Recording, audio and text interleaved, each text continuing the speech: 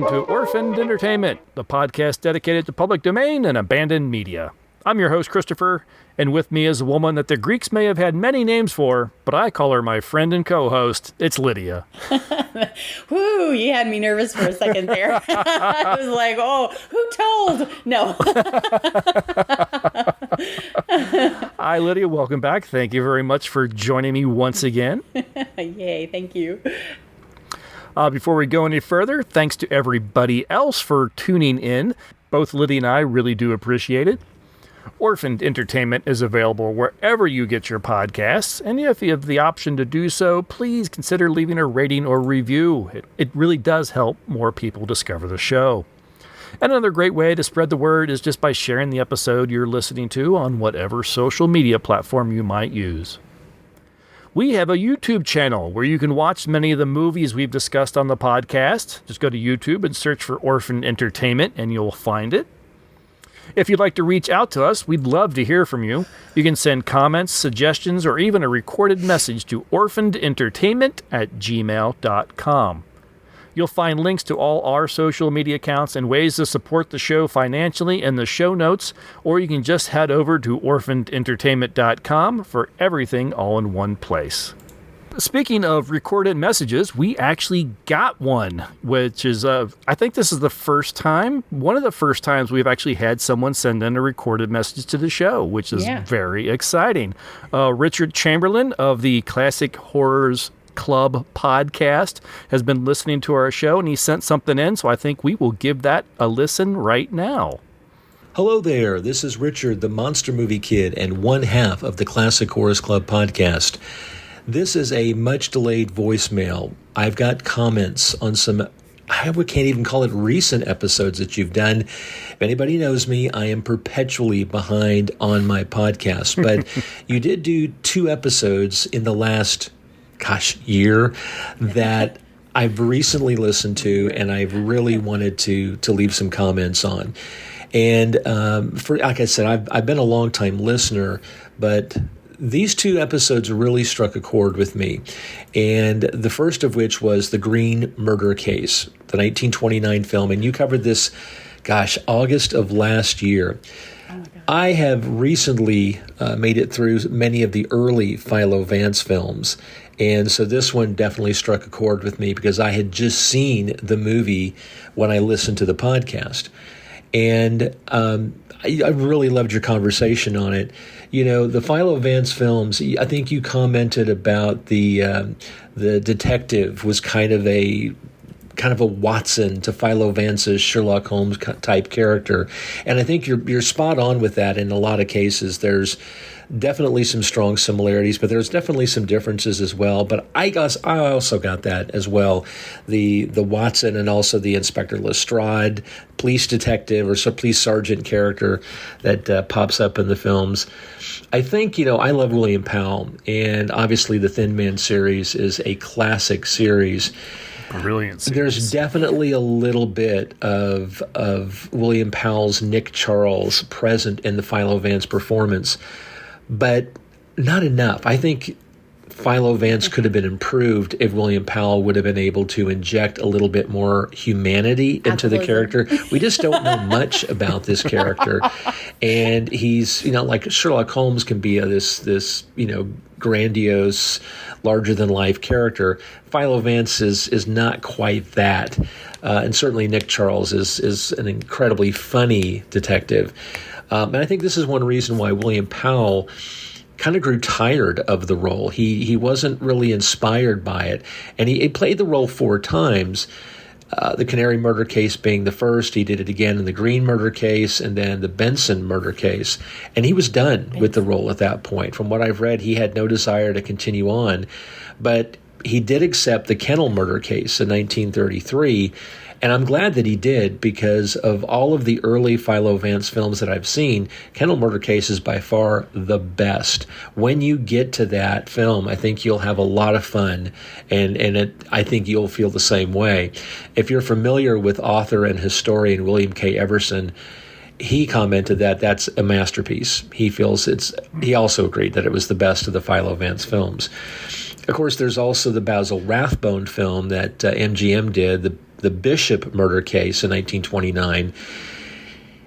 And I can't help but get Sherlock Holmes vibes when I watch Basil Rathbone. And I think it's just because Basil has this way of performing his characters. He has a particular style. Is Sherlock Holmes. And that's a fun movie. It's a little quirky. Yeah. There's some odd humor thrown into that movie. But I think some of the things that you mentioned, the fact that the Canary murder case was obviously very early sound film, there's definitely some moments where... Great murder case. It's, I don't want to say dull, but it's like there's not much action going on the screen. There's not any soundtrack.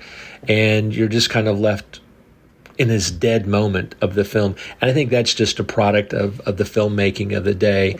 The movies definitely get a little bit better, but I think by the time you get to the Kennel murder case, you will see how far films advanced between 29 to 33, which I know you're fully aware of that yourself, but I think that it's definitely present when you're watching this film series as you work your way through it.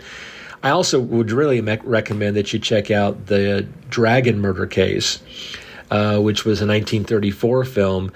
Warren William takes on the role of Philo Vance, but the Eugene Pallett continues to play the detective or the sergeant, whatever the character's name is, and then the coroner, who is very funny in the Kennel murder case, pops up again in the Dragon murder case. So there's that continuity thread there that kind of makes you feel like you're just watching the next film in the series definitively. And Warren William is kind of doing his own version of William Powell. There's a film after that I would like to see called The Casino Murder Case, and it starred Paul Lucas. Apparently, William Powell was offered the role to come back and play Philo Vance, and they would have had Myrna Loy play his girlfriend, but he was very much so over the character of Philo Vance. He did not enjoy playing it, as I said, but he did enjoy The Thin Man, and by that point, the Thin Man series had just started, and that's really where his focus was going forward.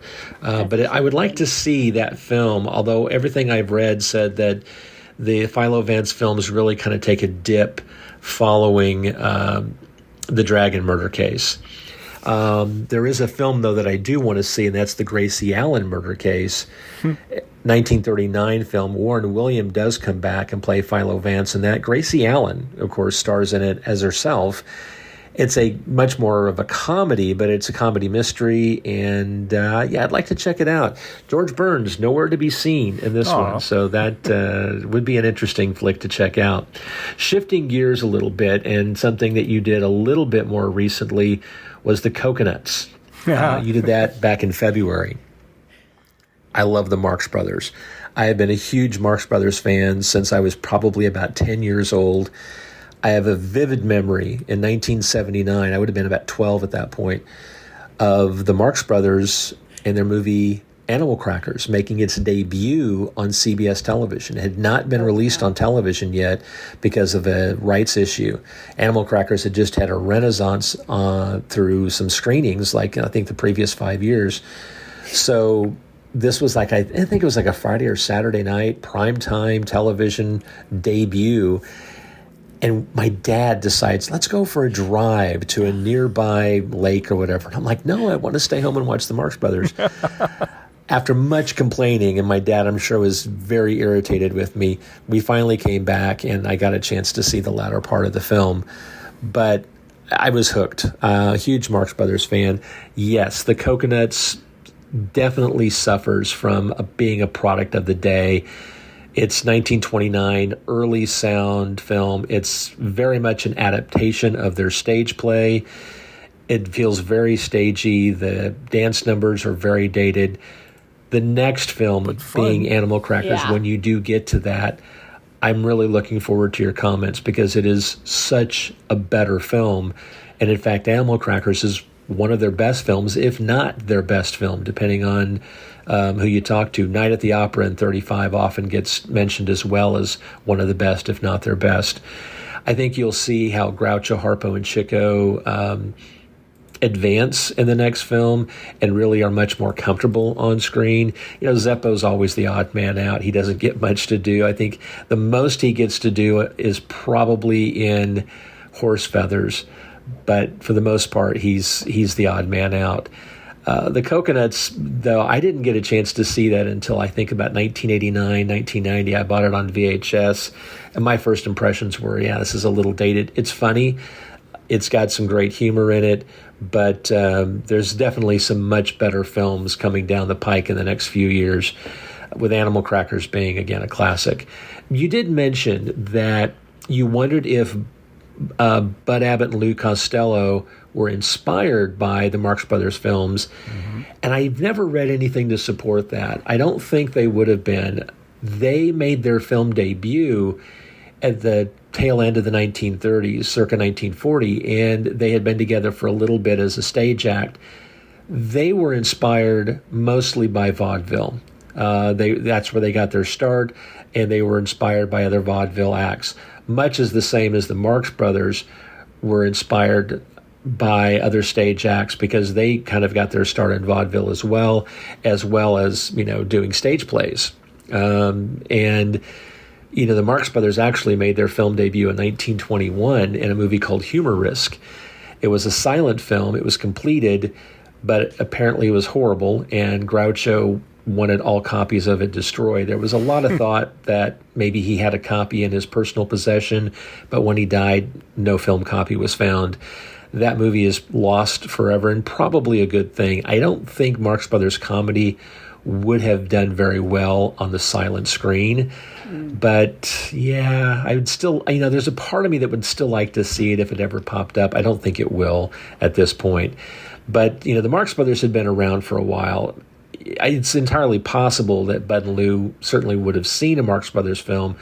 Whether or not that inspired their comedy, I'm willing to bet it was more so from the vaudeville side. But I loved your discussions on Philo Vance and the Marx Brothers. Of course, I love your show, and I'm always behind on all the other movies that you guys do. But those two really struck a chord with me, and I really felt inspired to leave you a much delayed voicemail here. I look forward to your next Philo Vance film, your next Marx Brothers film, and of course, whatever you've got coming up.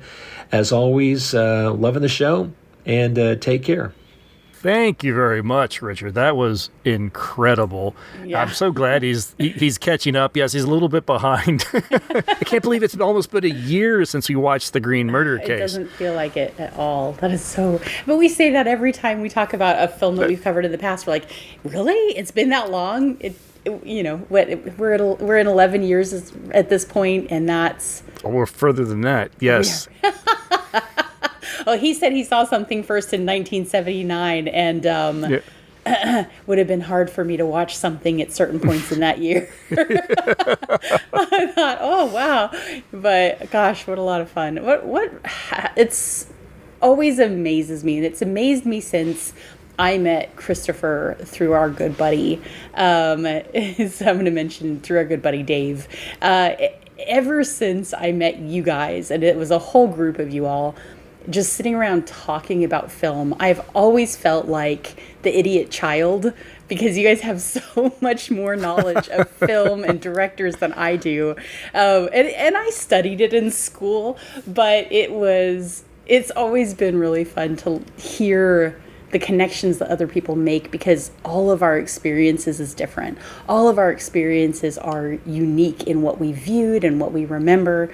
And so I love hearing other people talking about their best memories or their favorite memories of things that we've covered. It's really nice for people to share that. So thank you so much, Richard. Yep. It's great hearing somebody that actually has like that love for these older films too, that they have these memories. No, I want to stay home and watch the Coconuts. I mean, what kid does that? Exactly. But they are out there, and we are so lucky to have met so many of them, to have them be involved in the show in some way, even if it is just sending in the voicemail. No, I really appreciate that. And as far as Animal Crackers, you only have to wait about another 7 months. That's going to be public domain next year. So that's so wild. It's getting fun. So that is definitely on the calendar for January or February next year, I think. Yeah, that'll be a lot of fun to go over. Well, have a movie this week too. Should we go over that? Yes. So Let's listen to an Ellery Queen 1-minute mystery and a promo for another podcast. And when we return, we scheme our way into the world of romance and backstabbing when we discuss 3 Broadway girls. Ellery Queen's Minute Mysteries.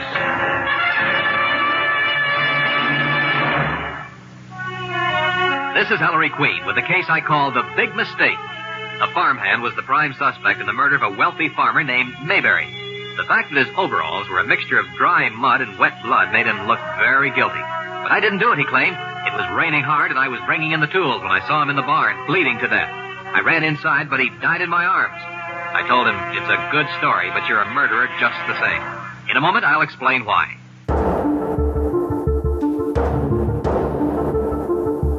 In the remote reaches of an undisclosed location, Jeff and Richard discovered a hidden door in their clubhouse, and when it was opened, they were sucked into a vortex that sent them tumbling through time and space, landing each month in a new location, just long enough to watch and discuss a classic horror or science fiction film. Now, they invite you to join them on their adventures with each new episode of the Classic Horrors Club podcast on SoundCloud, Apple Podcasts, Spotify, or wherever fine and quality podcasts are found. Where and when will they go next? Join them if you dare. He's alive! It was beauty killed the beast. We all go a little mad sometimes. They're coming to get you, Barbara.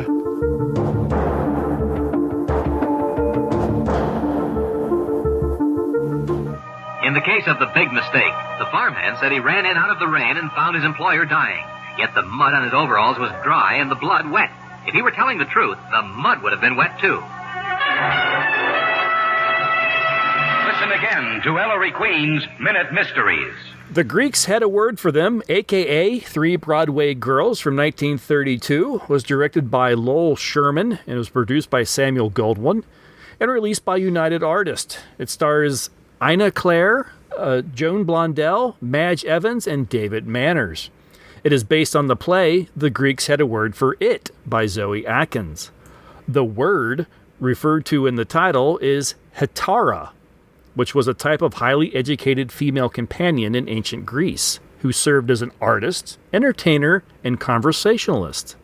Historians have often classed them as courtesans, but the extent to which they were sex workers is a matter of dispute. Hetairai were thought to have had only a few men as clients at any one time, to have had long-term relationships with the men, and to have provided companionship and intellectual stimulation as well as possibly sex. The discussion rages on amongst historians, apparently. This film was one of only 3 films that Coco Chanel designed costumes for. The other 2 were 1931's Palmy Days and Tonight or Never. And I kind of figured you might have some comments about the outfits in this. You're always the fashion one. Usually, I'm really happy that you caught on that Coco Chanel was a designer. 35, 32 of the outfits, which is funny because I didn't even realize that there were that many in the movie. It's kind of impressive. Oh, very much. Excuse me. In the film, Jean, Pilar, and Shotzi are former showgirls who will pull together and rent a lavish apartment in New York. Upon returning from Paris after a failed engagement, Jean reconnects with her 2 friends and plans on reconnecting with a former suitor, Pops, but learns that Shotzi is now involved with him. While initially cross with each other, the 3 girls quickly bond and decide to work on getting Jean a new man. Heading out on the town with Pilar's fiancé, Day Emery, Jean is introduced to a pianist, Boris Feldman, who is immediately smitten with her. But Jean shows no interest in just some piano player until she learns that he gets upwards of $2,500 every time he plays. Feldman makes a bet that once she hears him play, if she doesn't fall in love with him, he'll give her $5,000. Later at Feldman's apartment, Pilar plays the piano while the others listen. Feldman is impressed with her abilities as well as her looks and offers to take her on as his protege and his companion. David begrudgingly steps aside, wanting only the best for Polaire.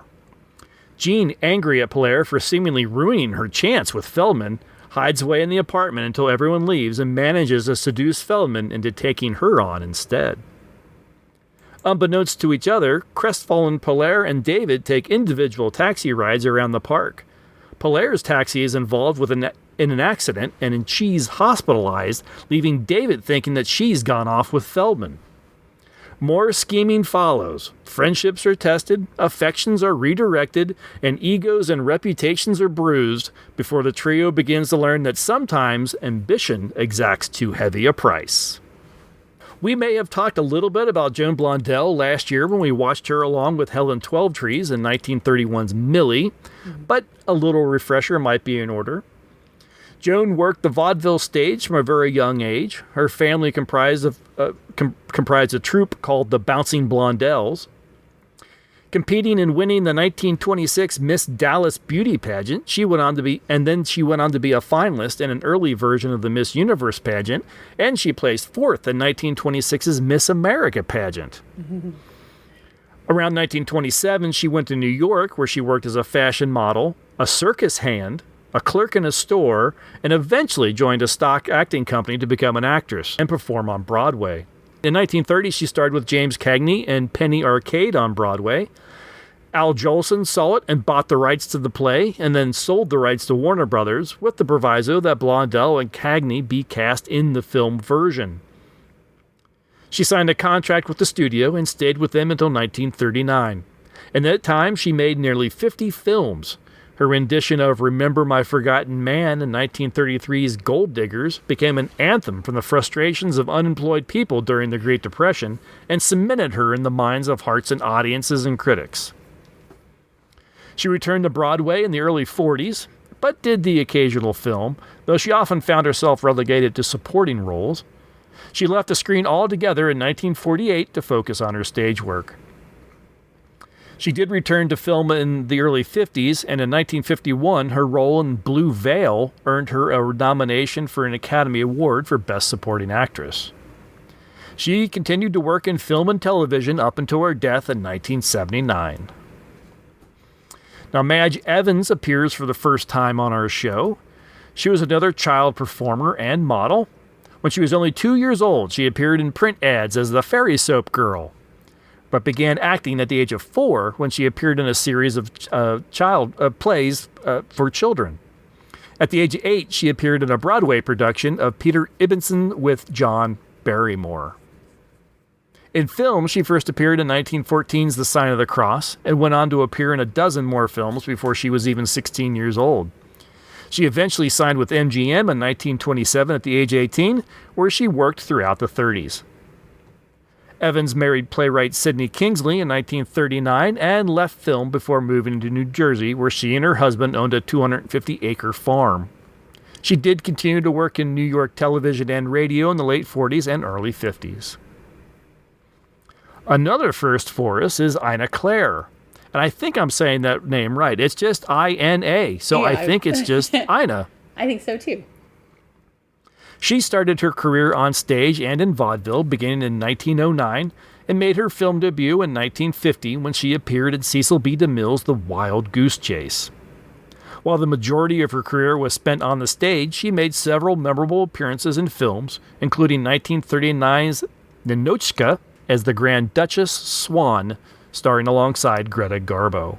Connected to this film, a promotional publicity still of Miss Claire lying seductively in her nightgown was distributed, which ended up provoking a great amount of outrage among religious and civic organizations. And this may be why we, the audience, are not shown what Boris Feldman was seeing in his apartment during Jean's successful attempt at seduction. We have seen David Manners before. We reviewed 1932's The Death Kiss. Despite appearing in over 40 films, he may be most remembered for his role as Jonathan Harker in 1931's Dracula, as well as appearing in 1932's The Mummy. Discovered by James Whale at a party around 1927, he quickly found himself as a popular leading man, starring alongside Katharine Hepburn, Gloria Stewart, Myrna Loy, and Barbara Stanwyck. He grew bored with Hollywood and gave up his career in 1936, despite some recent successes. He did appear on stage for many years before finally retiring from acting altogether in 1953. We have one heck of a cast for this film. Yeah, definitely. There's one more credit that I think is worth pointing out. As you mentioned, this is based on a play by Zoe Atkins, and after doing a little bit of digging, it turns out the movie How to Marry a Millionaire also is based on one of Zoe's plays. Looks like a co-written play. And then also 2 other credits were really interesting to me. Camille, which I genuinely only know because of Annie, because that's the movie they go to see when they do the whole let's go to the movies thing. But it was a big deal when it came out. And then also she was a contributing writer on My Man Godfrey, which is really interesting. Oh, interesting. One of the movies we covered and loved. Great film. Yeah, so it really interesting. It looks like all throughout her career, Zoe, I said Atkins, it's Akins. I'm sorry. I may have said Atkins as well. My apologies. It's okay. But I think it's interesting. Those are, at least 2 of those are phenomenally good. There are a number of other credits in here that I just, taking a glance at, won a bunch of awards. And so that makes me just want to go in and see just a few more of the plays and movies that were contributed to. So I just think that's something to note. Just kind of interesting. We don't talk about writers all that often, but in this case, I think those 2 credits are big enough to make the list. No, absolutely. I should probably have done kind of short shrift to a lot of writers in the films that we've covered. So many of them are just, studio hired. They're in a room somewhere. We need 30 pages by Thursday. Yes. Sure, Yeah, and there are so many where you just don't realize that the same person worked on all of these ones. I didn't even look into Sidney Howard, but who is actually, I think, known for the screenplay or credited for the screenplay. But Sidney was a writer on Gone with the Wind. Like, there's just glancing at it. And Raffles, which I know we've talked about. I don't know that we covered Raffles. I don't think we were able to. It's not out of copyright yet. 4 more years, something like that, and we'll be able to. And guess who's in it? It's David Niven. So, oh no, my mistake. I'm sorry. It's Ronald Colman, who is also a really great actor, and I really enjoy watching the David Niven one. It was a remake. My bad. Sorry about that. But I'm still really excited to cover it. It's a fun story. But yeah, if anybody is guilty of not looking into the writers, it's me. Because I'm also a writer, I should definitely be looking at that. But I'm definitely going to be looking into Zoe Atkins' other films moving forward, just because those are so much fun. How to Marry a Millionaire is absolutely hilarious. I've seen people online comparing this movie to that story. I wouldn't have made that comparison until I knew that they shared a writer. I think it's impossible not to compare them now, but it's such a great movie. How to Marry a Millionaire is just one of those. It's one of those great classic movies about women, and if you haven't seen it, go see it. We're not going to be able to cover it. Not for like another 20 or 30 years, but go watch it if you haven't, and I'll just leave it there. All right, yeah, fair enough. It's actually one I have not seen that is fallen through the cracks for me. But just based on the title alone, I think I could see where maybe these 2 films might have some connection. Yeah, and it is hilarious. The cast is just phenomenal in it. Betty Grable, whom I love, Lauren Bacall when she was just fabulously young and, of course, always has been beautiful, and Marilyn Monroe. And what a combo, just with those 3. But I think maybe I shouldn't say nobody. I don't hear people mention the supporting male cast in it, and they're wonderful. The story is fantastic. Go watch it. I'm not going to tell you anything else about it because it is one of my favorite movie endings of all time. So I All right. Now I'm really stopping. Yeah, but very good. No, now you've definitely piqued my interest beyond it just being one of those classic films that I probably should have seen. If we were allowed to review it, it would get the highest possible marks for me. It couldn't not get the highest possible marks for me. Not because it's famous, but because it's famous because it's good. It's not good because it's famous. So, again, I'll stop there. I'm going to stop 7 or 8 more times, guys. Let's talk about this movie. Let's do that. This movie begins with a little bit of text on the screen that says, "Throughout the ages, half the women of the world have been working women, and the rest of the women have been working men." A girl's got to survive, dang it. I got a kick out of that. I like that little bit of turn of wordplay a little bit there. Yep. And it is so refreshing seeing a film that, while it doesn't go out of its way to call anybody a certain thing or whatever, this movie does not hide the fact of what these women do. Yeah. They're not. Let's not prostitutes. Get it straight. They are not prostitutes. They are gold diggers. They are gold diggers. That's exactly what they are. They are gold diggers. Yeah. Oh, no, Pops is my fiance. Not that we're going to get married or anything. Yes. Yeah. And there's early on one of them, I think Polaire gives Jean her lucky dime. And it's an odd fake dime with a hole in it, and it's her like good luck charm. And Jean says, "Oh, I'll get this old bracelet cut off it, and I'll have something in gold and diamonds. I'll have it put on something with gold and diamonds instead." And I think Shotzi says, "Oh yeah, look at you, not a penny to your name, and you're talking about diamonds." Very, very clearly, they're not paying for anything on there. And we even see Jean not paying for her drinks on board her ship that she's coming back on by not seducing in a sexual sense, but seducing in a certainly monetary tricking sense. Yeah, certainly tricking sort of thing. Yes. Your bill, madame. Bill? What for? For the bar, madame. $43. It says $43. You're trying to make me believe that I've drunk $43 worth of liquor since I've been on this boat? Oh, no, madame. These are only the drinks you haven't paid for yet.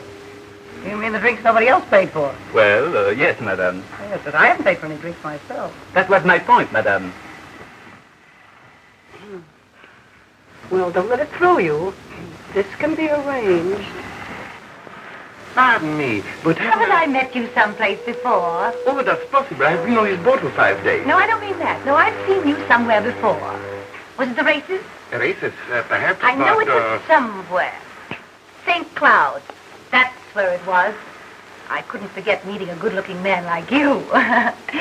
You know, it's the silliest thing. My stupid maid has packed my trunks, and I have a far bill here. I'm sure she must have packed my checkbook. Anyway, I can't find it. I wonder if you... Oh, you must allow me. Oh, no, I shouldn't have said that. I insist. How much is it? No, I couldn't. It's $43. Oh, I feel terribly. I wonder if you could make it 60. I always believe in tipping handsomely, don't you? Oh, yes. Yes. Oh, you're so kind.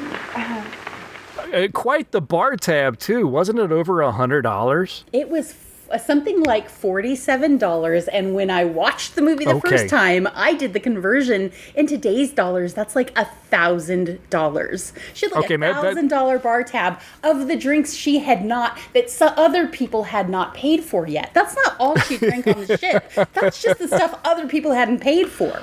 So there is an amazing amount of money being thrown around in this film, because maybe that's what I was thinking, is just thinking about the money conversion from 1932 to 2025. We've got a man making $2,500 every time he plays for every concert, and then he's offering up this woman $5,000, and we did the conversion, and that works out to something like $100,000. That is like $100,000. So he's making $50,000 to $60,000 in modern money every time he plays the piano. And she says, "How often do you play the piano?" And he says, "Never less than 3 times a week, and never more than 4 times a week." And if you're doing the math on that, Yeah, that's 200 grand a week. That's an insane amount of money.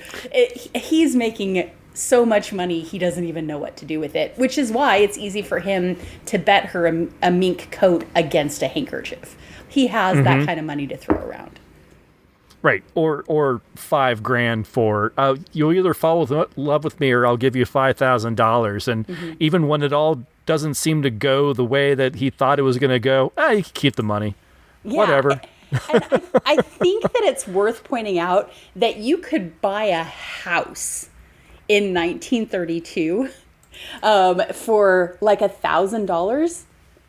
I'm double checking it, but okay. So a brand new house was roughly $6,500. So you could basically, depending on where it was, right? You could buy a house literally for the amount of money. So this is not people who are trying to get money to survive. She's not even going to use it to buy a house. She's going to buy a mink coat. And she doesn't have any money other than that. And all they do is they drink their dinner. I do love that scene when when Shotzi and Polaire are introducing Jean to Day and his friends at the beginning. Well, here they are. Shotzi, Jean, and Polaire. Always together, thicker than thieves, and out for no good. I call them the Three Musketeers of Riverside Drive. Faith, hope, charity. You should be on the stage. Oh, we've been. Ladies of folly. Yeah, plenty of folly. Oh, we've been glorified. If it hadn't been for Mr. Ziegfeld, we'd all be married and settled down. You're Mr. Emery, aren't you? Yes. Yes, I've seen you often at the races. The races? Oh, maybe it was the polo. I wouldn't forget you. You are good looking, you know. Yes, isn't he? Yes, I never forget a face. I'll sit by you. Only that happens to be my place. Well, all right, all right. I don't see why you have to be so fussy. We do. Well, beggars can't be choosers. Any old port's a storm. You haven't introduced me, Day, or do I do that for myself? Not unless you insist. I always like to know who I'm talking to. You mean to say you didn't know he was Boris Feldman? No, I didn't. What it was for refreshment. Well, how about this? Well, that's the best you've got. Allow me. Thanks. Thanks. Caviar? Don't speak of food while I'm drinking my dinner. I'll just take a sandwich if you don't mind. What kind? A large club. The lady'll have a large club. One large club, one large club. Anything for me, old man. I'm having mine. I think Shotzi says, I'll just have a large club. And she uses her hands to indicate the size of drink she would like. These are hardcore alcoholics. It has to be said. No. Yeah, no. They are the 1930s functional alcoholics, yes. And sometimes not so functional. Yes. Yeah, definitely. Their interactions are interesting because even though Jean has just come back from an overseas trip that didn't work out, she says she felt she had to go and fall in love. It ruined their friendship dynamic, but she's back. They're going to all get back together again. And within 10 minutes of these women being back together again, they're throwing drinks on each other and not quite girl fighting, but they're fighting pretty seriously. And you have to wonder, why are they working so hard to stick together? It's not like they're really, maybe they're financially supporting each other here and there. I don't really understand this dynamic. Well, I get it between maybe Shotzi and Polaire, who seem like real friends. I agree. They seem, yes. It's Jean that is the odd person out here between the three of them. She's the one that seems to be the most contentious. Yes. And definitely the one that will turn on a dime. Yeah, absolutely.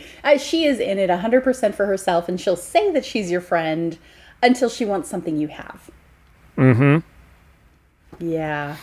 And they do a good job of showing that from the very beginning. She has no compunction about taking Polaire's Lucky Charm. She has no compunction about trying to sit down next to Day as soon as she's introduced to him, even though there's already been talks about him being Polaire's guy. And I like him. I really like Day. He has a comment in here where while Boris is trying to talk Polaire into going and becoming a famous pianist with him. I don't want to take advantage of my friend's day, but you're very fond of this girl. I've made her a proposition. Let her study with me for 2 years, and I'll make her rich and famous. Well, I don't see where that's taking advantage of me. She won't have me make her anything but notorious. I don't want to be famous, and I don't have to be rich. I never give advice except when I'm tight, so I think you better take him up and do what he tells you. Even if that washes up everything between you and me? Well, why does that follow? Doesn't it, Feldman? Obviously. She'll have to travel with my company, go on my tours, spend her summers in Europe studying. Now, will you tell her that I can offer her more than you, or will you stand in her way? Well, I don't want to stand in her way, but... Well, there may be some point in my stepping out of your way. I've chosen. I'm bad for him, but I may be of some use to myself. When do we start? Right away. That's a little sudden. No, it isn't. It's better to have everything straight like that. It's simpler. You are a sport, Dave. Oh, that's all right. But, don't forget me if you fall off the piano stool. So it's clear that he's been trying to talk Polaire into marrying him, and she's, for some reason, not having it. I mean, if you're running around and spending that kind of money and having that kind of fun, I could see the draw. But he's actually a decent guy, or he seems to be a decent guy. He's either a decent guy or a sociopath, because I'm convinced. Right. Yeah, I really liked Day, too, and I actually really liked... I liked David Manners in this. I think it's probably one of the better films that I've seen him. He often has that sort of early stage overacting habit. Mm-hmm. And I think he really kind of had it reined in this film. There's a few times where I think it slips, where sometimes the way he talks is a little too grandiose. I don't know, kind of, sort of comment. But for the most part, no, he's actually, I think, reins it in. And it's probably one of the best roles I've seen him in. Yeah, I keep trying to figure out where I know Lowell Sherman, who plays Boris, from. Because I went through his credit the first time I watched this, and I don't think I recognized anything he was in. But his voice is his face is so familiar to me. I have no idea why. He did a whole bunch of silent films. I mean, tons and tons of silent films, and nothing else that I recognize. So it's interesting. I wonder if he is just the quintessential guy that just has one of those faces. I don't know. And I just realized that he went on and did a big portion of his career actually behind the camera as a director.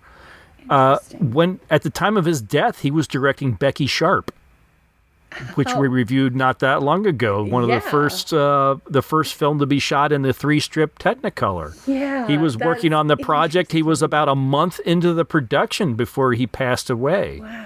Yeah, so I wonder what the deal is with him. He looks so familiar to me, and maybe he looks like somebody I know in real life, and I just can't figure it out. He looks a bit like a ringer for Poirot, not for a specific one, but I could with see the mustache and everything. So maybe that's a little bit of what it is, but it's really interesting. I wish I could figure out why he seems so familiar to me. But I liked his character as well. He's direct.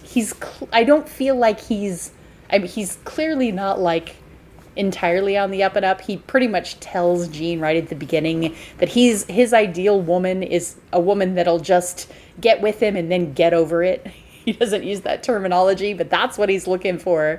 And I appreciate his directness, because he's not trying to trick anybody into anything. He's just telling them what he's interested in. And I guess if you make $2,500 every time you play the piano, you can afford to be that direct with people. Yeah. If you're making $250,000 every week, you can afford to be brutally honest. Yeah, you really can. Is that what's wrong with our country right now? Oh my God! I'm sorry. You can cut that out. If you're that rich, you can say whatever you want, I guess. That money will provide a lot of confidence, I suppose. Yes. Yeah, and a lot of zero flips given, I suppose. Yes, I think that's it. He's not the type of person that you would really want to hang around with, because I think that would be a bit annoying. But I think it depends how much he wants to decide what you're doing.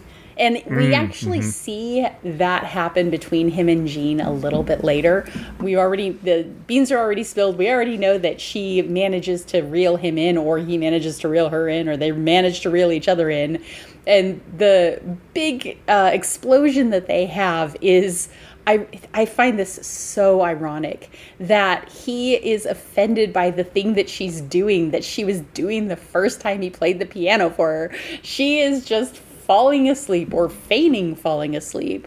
At the very beginning, when he says, "I'm going to play the piano for you and you're going to fall in love with me," we see her stretched out on a window seat, sleeping away, although she does crack her eye open at one point when Polaire stops playing. But she's sleeping through his piano playing, and that offends him deeply. And then they get together, and then 6 months or a year later, however long they're together, he's playing the piano and looks up and sees her sleeping in the box. And he's offended by it, which just goes to show. Yeah. I guess he thought she would change. I don't know, but she would put a little effort into it. Yeah, a little bit of effort into keeping up appearances is essentially what it is. But yeah, what a hoot. There are really no surprises in this movie. The people in it are consistent from the very first scene all the way through the very end scene, and it's kind of interesting. No, that's true. Everyone kind of wears who they are right on their sleeve. Mm-hmm. Yeah. There is no secrets. There are no surprise reveals. Right, yeah. Yeah. But in the end, she had a heart of gold. No, there's none of that. No. So we go through this whole thing where, Polaire agrees to leave Day to be with Boris, but then Jean kind of seduces Boris into ignoring Polaire, and then Polaire gets in an accident, and then the next time we see them, Jean is hanging out with Day. But Polaire is in the hospital still, so there's some timeline weirdness here. Apparently, a taxi cab accident back then would put you in the hospital for weeks or months. But when Shotzi gets the call and runs in to see her, Polaire doesn't look that bad off, so... No, she's in a cast. Definitely looks like she's broken an arm. Maybe her shoulder's busted or dislocated or something like that. But she's conscious. She seems fine. Few bandages. Yeah, she's not. I mean, in today's movies, she'd have bruises all over her face, and her hair would be a wreck, and she'd be hardly able to speak. It would be pretty dramatic. But yeah, it doesn't look that bad. But then, Shotzi runs into Jean. Jean is with Day. Shotzi tells Day, Polaire's been in the hospital all this time. We don't know how long that all this time has been. For all I know, it really could be the next day that Jean is falling asleep at Boris's.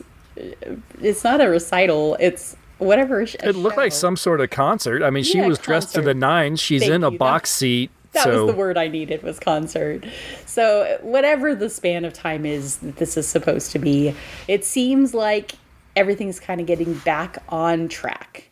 Day and Polaire get back together, and Pops dies. Yes, stranding poor Shotzi. Yeah. Will you come in, please? If you ladies will sit down, I'll call Mr. Garrett. I don't like this. Well, you got to go through with it. How do you do? How do you do? Which is Miss Sutro? I am. This is Miss Gwynn. I've heard both your names. This is a painful occasion, ladies. Very. My client and your late friend, as you know, Miss Sutro, was a man who all his life did things his own way. Are you trying to tell me something's wrong? No, my dear lady, not a thing. Only a little ceremony, for which my client left most strict instruction. Is the other lady ready? Yes. What other lady? Just a moment, please. Show her in. You sit there, Miss Lauren. You may proceed.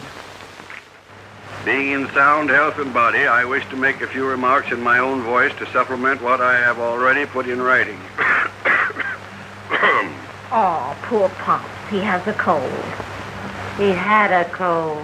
I have of late years been associated with 3 young women, known as Jean, Shatsy, and Polaire. For Polaire, I have only the highest but most disinterested esteem. I have embodied my feelings for Shatsy in my will. I take this means, however, of warning my executors against the scheming of the one named Jean. That's a lie. I knew you'd say that. Sit down. Yeah. That's a brilliant scene. I always get a kick out of that gag, though. Yeah. Yes, it was inserted for comic relief, but I'm okay with it because that gag is always gold with me. Yeah, yeah. And the response that Jean has and the response on the recording is great. But then I guess Shotzi has some money, but then Polaire and Day are getting together, and then Jean comes in to just wreck everything. And they know she's going to wreck everything, and she manages to wreck everything. And at some point in this movie, I started thinking, what is wrong with these girls? What is wrong with Polaire and Shotzi? At some point, when Jean says, oh, yeah, I'd like to come over, I have something to tell you, you're just not available. I am so sorry, but I have a prior engagement. Like, I guess this is an indication that they're also not all that great because they want to show off to Jean that Shotzi has this money now. So really the only decent person of the 3 of them probably is Polaire, we guess. But she left Day. She kind of was almost begging Day to say, tell me not to go be a famous pianist. And he says, nope, go ahead. So, there's a little bit of myth there. But at no point in this movie am I watching any of these characters going, oh, yeah, really pulling for them. Like, yeah, I want Polaire and Day to have a happy ending. I kind of want Jean to get her comeuppance. Shotzi, I want to see a movie just about Shotzi because she's just fun and interesting. Yes, please. Yeah. Yes, please. But other than that, it's like, well, that was a movie. And we could talk about the very ending, but I don't think there are any real surprises in it. No, possibly not. It's not a movie with any surprises, which is, I guess, a little rare. There's almost always that last end of, and then everything's great, or this happened. Maybe the big surprise is the very end of this film, because, the film sort of ends the way it began. And maybe that's the biggest surprise of this film. Yeah.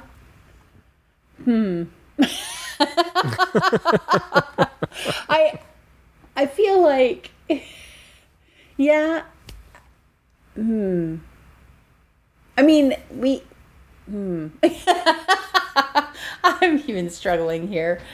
I don't know if I don't think there's a big enough surprise for us to need to give away the ending or to need to not give away the ending. I think just saying that, pretty much anybody can guess kind of where this is going to go. But I think there's a scene in it that near the end where the 3 girls are getting drunk together, and I was laughing a little bit because they are like fall down drunk, and it's a little bit funny. But there's nothing super satisfying about the ending of this movie.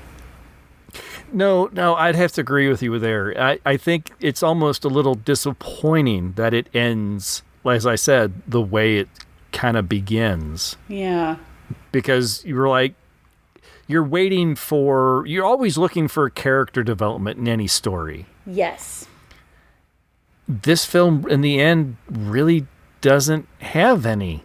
No. Nobody is in a different place than they were when the film started. Yeah. Yeah, it ends, like you said, it ends pretty much exactly where it starts. I'm just trying to think. It's really funny. I watched this movie twice, and I'm going, okay, at the end of it, do you even have any fixed couples at the end? Yeah, you do. I guess you do. And it's, again, not a surprise. It's the same fixed couple that we had at the beginning. Yeah, it really is. And you're right. Nothing has changed. I guess Shotzi has a little bit more money, but yeah. So yeah, maybe, I mean, if we're going to talk about the biggest problem with this movie, it's probably that there is no development and there's no change. Everything rolls back. There's no lessons. No. There's no lessons learned. No. Jean doesn't really get a comeuppance, but she also doesn't learn the error of her ways. Yeah. She in a way, she's a lot like Becky Sharp, which both of us, I think, hated Becky Sharp's character. And Becky Sharp also, at the end of the story, at the end of at least the movie we watched, she ends up just going on her merry way and continuing to live as she has been. So from that perspective, Jean's character is very much a Becky Sharp character. And Polaire doesn't really change. Shotzi doesn't change. No, nothing happens. It's really funny. For as much as happens in this movie, a lot happens in this movie, but nothing happens in this movie. Right. I'm finding it, I'm struggling kind of even finding a way to talk about it, because it's just, I think you kind of hinted at the beginning, well, it's a movie. It existed. Yeah. It's not the worst movie we've watched. It's not the worst movie we watched this Absolutely year. not. It's really funny. I'm saying, there's no character development. It ends with the same place that it begins. I'm kind of sounding like I'm kind of being down on it, but I had fun watching it. Mm-hmm. I mean, I had frustration watching it because nobody that's been listening to this podcast is going to be surprised by this statement. I like a happy ending. I really want the good guy to end with happy things and the bad guy to get his comeuppance. And while there's no, traditional good and bad guy in this, there definitely are more and less, I was going to say there are more and less moral people. I think the morality of this movie is that we expect the bad people, because they're all kind of bad people, we expect honor among thieves. Mm-hmm. And in this case, there is no honor among thieves. Maybe Shotzi and Polaire are pretty good together, but Jean definitely isn't. And there's just our expected moral outcome never happens. And and it's not even about these being, women who are trying to find men that have money, because there are other movies that are like that are phenomenal. How to Marry a Millionaire, which we already talked about, starts off really similarly to this movie, and but the dynamic difference to me is that they're not catty women going at each other. And in this movie, these women are catty women going at each other. And I struggle with the appeal of watching catty women going at each other. All right. I'm not saying that there's nothing entertaining in this movie. I didn't hate this movie, but I definitely wanted to give at least one of these women a good shake, probably more than one. And I definitely wanted somebody to have the moral high ground. So yeah, this movie was tough for me. It wasn't the worst movie that we watched, because technically and writing, and where the writing is concerned and where the acting is concerned, it's fairly decent. Like it's good enough, certainly for the era that it's in. It's made pretty well.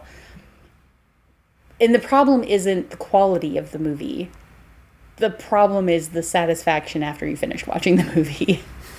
It's kind of like, you go out expecting like a really good burger, and then it's just not a good burger, and you paid $15 for a burger that was just, it was a burger, but it wasn't great. You're in the mood for the burger that you see in the menu or up, in the poster, and then you order it and you get the the flat, sad looking with the wilted lettuce, and the kind of bruised tomato. Yeah, it's like that. So it's not that it's a bad. It's just I don't know what mood I would have to be in to just love watching this movie. What in the world kind of like I can't even imagine what kind of day I would have had to go, ooh, it'd be great to watch. Let's watch 3 catty women going at each other. What in the heck? So, and I've run into this issue with other movies too. This isn't the only one, but in other movies like this, they're similar to this or along this vein. What springs to mind for me, most people are going to know The Women, but for me, I somehow ran across The Opposite Sex with June Allison and a whole cast of phenomenal characters. I mentioned Leslie Nielsen in it every once in a while, which has a somewhat similar dynamic in that these women are just kind of in it for their own good and they're kind of at each other a little bit. But The Opposite Sex has a very satisfying ending. Like at the end of that movie, you're like, oh, that is so satisfying. And it's another movie, man. If you can find The Opposite Sex with June Allison, it's a little bit dramatic. It's definitely a product of its time, but it's another one of those real satisfying endings. And so I'm going to keep running up against the ending of this just being dissatisfying. And that's going to have to color my rating. It's funny. There are, I've mentioned the last episode, just some of the comments and stuff that we get sometimes on the films on the YouTube channel. And there was one comment that really jumped out at me after watching this film and then talking here with you on Hotel for Women. Oh, yeah. There's a comment that someone put on there that said, there's no way these women would be this nice to the new girl. Well, different times. It depends. They were suggesting that the women would be a lot more cattier to each other. And I'm thinking, I think they'd probably like the portrayal of them in this film compared to Hotel for Women. Maybe it depends on maybe this is part of who I am and how I interact with people that it really puts me off. Where there are people that navigate that kind of situation very comfortably. I'm probably exposing way too much about myself, but I definitely am not a person that's going to jump into a cat fight. Gosh, that's a horrible terminology for it, but I'm not going to willingly involve myself in, back and forth nitpicking between, different people of any gender. But that's just not, I don't need to be right, and I don't need to prove to other people that I'm better than them. And so in this case, and I guess I don't need to marry a rich person, even if I don't like them. Even if they put you to sleep when they... My husband would be so happy to hear me say that. but it's probably just maybe your level of tolerance for this type of interaction. And we run into this, you and I, with slapstick, where yes, American humor... and I think we have somewhat similar tastes in comedy, but there are types of comedy that you find very funny that I think it just doesn't hit right for me. Not because it's inherently bad, but just because my sense of humor is just a little bit different. And this is maybe that. Maybe the people that are coming in here saying, "Oh, this movie is so great," are ones that really want to see, women kind of, I guess in a way, kick in butt. I guess in a way they are. Yeah, kind of. So yeah. That's what I've got. Should we talk about ratings?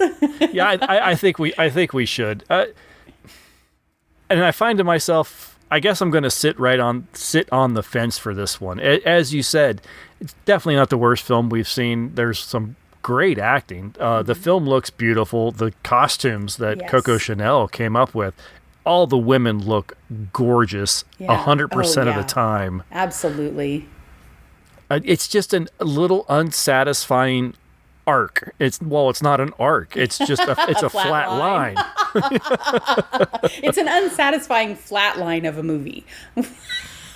I think when I was sitting there watching the film when you watch the film and you're not really thinking about it, I would have been willing to give it a higher rating than I'm going to, but it is one of those movies that when you sit to start thinking about it, when you sit and discuss it, you're like, yeah, that doesn't work, does it?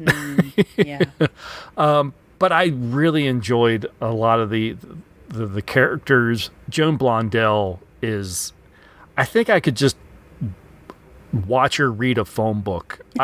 She is, I think, the most beautiful amongst the women here. I loved her character. I love Shotzi. Yeah. And as I was saying before, David Manners, I think this is one of the best films that I've seen him in as far as he's concerned. Mm-hmm. I'll just come in right in the middle with a 3 for this one. It's not an awful film. It's just maybe not as satisfying as you would like it to be. Yeah. Yeah, I'm going to just dive right in. Yeah, it's a 3 for me, too. Usually I build up to it, but now it's a 3 for me, too. That's it. No, that's not it. For all the same reasons.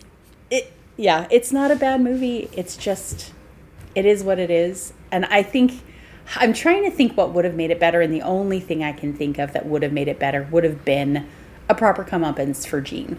You know, I would have loved to see Polaire and Shotzi and Day walking off into the sunset arm in arm, you know, and Jean, like, something. Yeah, I want an ending that doesn't make me think that after the camera stops, Jean is going to be trying to pull Day into her cabin. Oh, that's a great point. Well, the other thing is, too, is the last scene that we see Boris in when he is telling Jean, you have to stay awake during my concerts, and we never see him again. So what happened to him? I would like to see a resolution with him. We kind of get an idea. There's a very late entry character in Day's father. And again, somebody that they just like, what happened to him? Like, we don't know. There are these people that are involved in the story, and you just never find out what happened with them. So maybe that's what it is that we are missing almost half the cast at the end of the movie, and with no idea what happened to them. So so there's a lot. I'm borderline. I can't go to a 2 because everything's fine with the movie except the ending. And there's nothing, I don't think you can argue that the ending is a bad ending. It's just, I can't think of a better word to use than unsatisfying. It's, you know what it is? It's not an ending. The only thing that makes it an ending is that the film stops. But as far as the story goes, it's not an ending. Yeah. There's so much unresolved. Yeah. No, you're exactly right. That is exactly right. It feels like there should be another 20 minutes, 10 minutes at least of film. It's not a mistake. We're not missing part of the film. Like, it clearly ends, quote unquote. Yeah. No, you're exactly right. That's what it is. This is one of those movies that doesn't really have an end. It ends, and it kind of gives you a resolution, but it really doesn't. Yeah, and there you go. It ends, but it doesn't conclude. Yeah, there you go. That sounds right to me. So yeah, I almost said a 3 o'clock. A 3 Othels from both of us on 3 Broadway girls, also known as the Greeks have a word for them, or Greeks had a word for them. And I think there's nothing else to say about this. No, I don't think there is either. I think that is going to do. Absolutely. I really wish there was more to talk about on this one. Yeah, that's the thing to say. The last thing to say. So we will go ahead and end this episode there. Thanks, everybody, for listening. We're sorry that we didn't have a little bit more kind of enlightened and just, fantastic tale to tell on the film this month. We could just end the podcast the way they ended the movie and just stop now. Well, technically we gave it a rating. We don't really need to do an outro, right? Right. We'll end with welcome to Orphan Entertainment. The podcast. Oh, yeah. I think you should just drop that in there. Well, thank you, everybody, for listening. If you've made it this far and didn't just turn off at the beginning. We'll be back in a month with another film. Until then, bye, everybody. Bye.